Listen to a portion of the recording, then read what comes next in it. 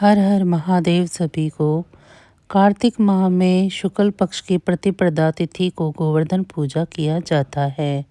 खास तौर पर मनुष्यों के द्वारा प्रकृति के प्रति कृतज्ञता व्यक्त करने के लिए गोवर्धन का यह पर्व मनाया जाता है।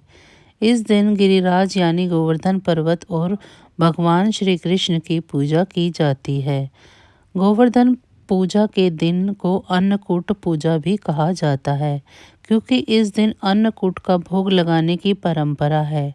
इस दिन भारत के आंगन में गाय के गोबर से गोवर्धन पर्वत और पशुधन की आकृति बनाई जाती है और विधि विधान से पूजा की जाती है। कहा जाता है कि गोवर्धन पूजा की कथा द्वापर युग से जुड़ी हुई है। तो चलिए जानते हैं गोवर्धन पूजा से जुड़ी पौराणिक कथा के बारे में। पौराणिक मान्यता के अनुसार एक दिन श्री कृष्ण ने देखा कि सभी ब्रजवासी तरह तरह के पकवान बना रहे हैं। पूजा का मंडप सजाया जा रहा है और सभी लोग प्रातः काल से ही पूजन की सामग्री एकत्रित करने में व्यस्त हैं। तब श्री कृष्ण ने यशोदा जी से पूछा कि मैया, आज ये सभी लोग किसके पूजन की तैयारी कर रहे हैं। इस पर मैया यशोदा ने कहा कि पुत्र, सभी ब्रजवासी इंद्रदेव की पूजन की तैयारी कर रहे हैं। तब कान्हा ने कहा कि सभी लोग इंद्रदेव की पूजन क्यों कर रहे हैं।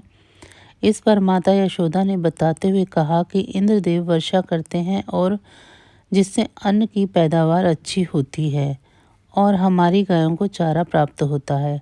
तब कान्हा ने कहा कि वर्षा करना तो इंद्रदेव का कर्तव्य है, यदि पूजा करनी ही है तो हमें गोवर्धन पर्वत की करनी चाहिए, क्योंकि हमारी गाय तो वहीं चरती हैं और हमें फल फूल सब्जियां आदि भी गोवर्धन पर्वत से प्राप्त होती हैं। इसके बाद सभी ब्रजवासी इंद्रदेव की बजाय गोवर्धन पर्वत की पूजा करने लगे। इस बात को देवराज इंद्र ने अपना अपमान समझ लिया और क्रोध में आकर प्रलयदायक मूसलाधार बारिश शुरू कर दी, जिससे चारों ओर त्राही त्राही होने लगी। सभी परिवार और पशुओं को बचाने के लिए इधर उधर भागने लगे। तब ब्रजवासी कहने लगे कि ये सब कृष्णा की बात मानने के कारण हुआ है, अब हमें इंद्रदेव का कोप सहना पड़ेगा। इसके बाद भगवान कृष्ण ने इंद्रदेव का अहंकार दूर करने और सभी ब्रजवासियों की रक्षा करने के लिए गोवर्धन पर्वत को अपनी उंगली पर उठा लिया। तभी सभी ब्रजवासियों ने गोवर्धन के नीचे शरण ली।